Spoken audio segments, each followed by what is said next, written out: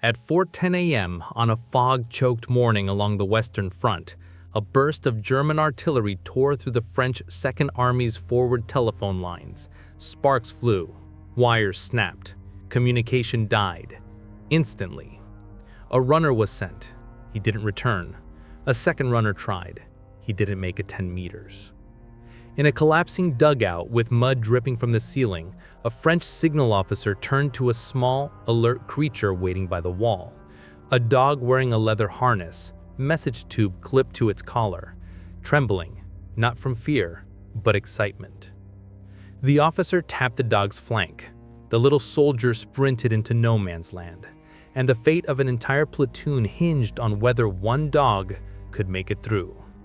This was not extraordinary. This was everyday warfare in World War I, because in a conflict where men, machines, and empires reached their limits, dogs stepped in and did what technology couldn't.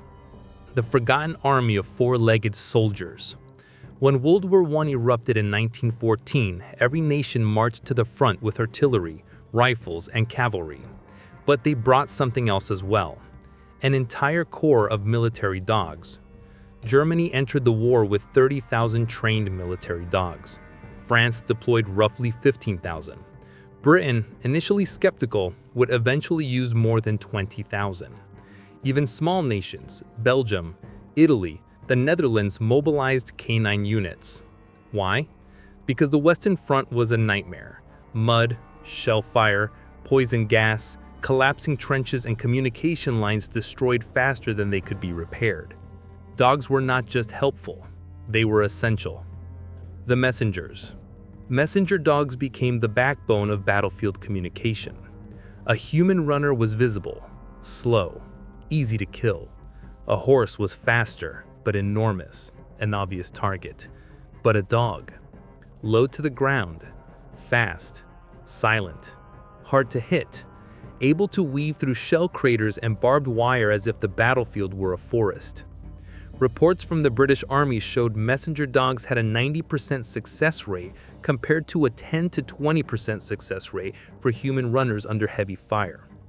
Some of the most famous messenger dogs included Satan, the dog who saved an entire battalion. During the Battle of Verdun, a dog named Satan carried orders to a cut-off French unit. He was shot twice but still delivered the message. The unit held for 6 more hours, long enough for reinforcements to arrive. Kaiser, the German shepherd who ran 13 missions in one day. During Passchendaele, Kaiser ran through waist-high mud and machine gun fire to deliver messages between German positions. He survived the deadliest conditions on the Western Front. Every dog had a simple rule. If you make it, men live. If you fail, men die. The medics. Some dogs did something even more extraordinary. They ran into no man's land after an attack searching for wounded soldiers. Their job was to find survivors, carry medical supplies, lead medics back to the injured, sometimes drag wounded men to safety using a harness. The German army relied heavily on these dogs. One report describes a dog finding 4 wounded soldiers in one night, one of them buried under debris, discovered only because the dog refused to leave the spot. These dogs worked quietly, gently, without fear. Many died beside the men they were trying to save. The sentries. Trench raids were common at night, but one defender never slept: the sentry dog. A well-trained sentry dog could hear footsteps at 300 meters, detect enemies in total darkness, sense movement humans could never notice, alert silently when danger approached. In 1917, the German High Command reported that sentry dogs prevented over 5,000 surprise attacks along the eastern and western fronts.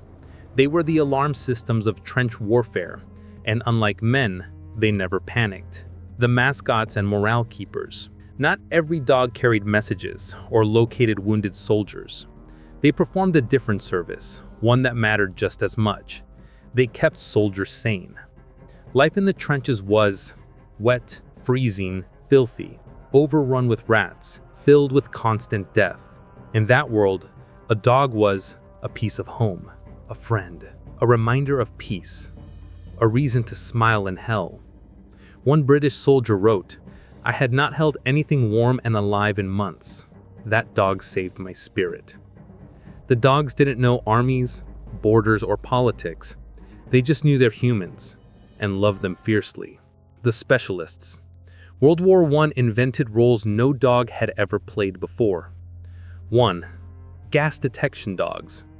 Trained to sense poison gas before humans could smell it, they barked, scratched, or tugged at their handlers, sometimes giving troops seconds to get their masks on.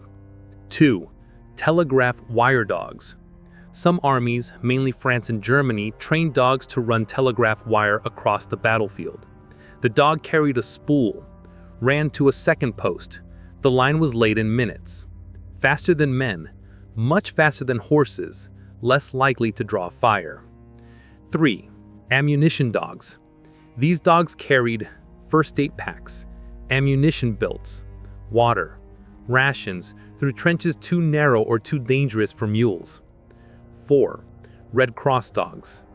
The most heart-wrenching role. They were trained to ignore corpses and find only living soldiers. They carried water, bandages, morphine, and would bring back proof of life, like a torn sleeve or a helmet strap, to guide human medics. Some walked through hellish battlefield nights with lanterns, illuminating the injured in the darkness. Heroes whose names we still know. Sergeant Stubby, the most decorated dog in U.S. history. Stubby survived 17 battles, captured a German spy, detected gas attacks, located wounded soldiers, and won the hearts of thousands. He returned home a legend. He even met 3 U.S. presidents. Rin Tin Tin, from the trenches to Hollywood. A German Shepherd puppy rescued from a bombed kennel in France was taken to America by a soldier. Rin Tin Tin became a movie star and helped popularize the breed worldwide. Ruff, the messenger who never failed. Ruff was one of the most reliable French messenger dogs of the war, known for running through artillery fire, gas-filled trenches, and collapsing communication lines to deliver critical dispatches when human runners could not.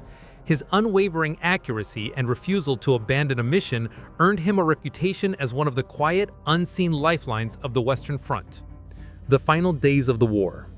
When the armistice was signed on November 11, 1918, tens of thousands of dogs marched with their units. Some returned home with their soldiers. Many stayed behind, buried in military cemeteries with their regiments. Some simply disappeared into the countryside after years of loyalty. Their stories faded, their service forgotten, but their impact, unmistakable. Dogs saved messages, battles, units, human lives, human sanity. They were soldiers, not by choice, but by courage. These were the war dogs of World War I, silent runners in the fog, medics in the night, guards in the trenches, companions in humanity's darkest hour. They didn't fight for nations. They didn't fight for flags. They fought for the men who loved them and for the men who needed them.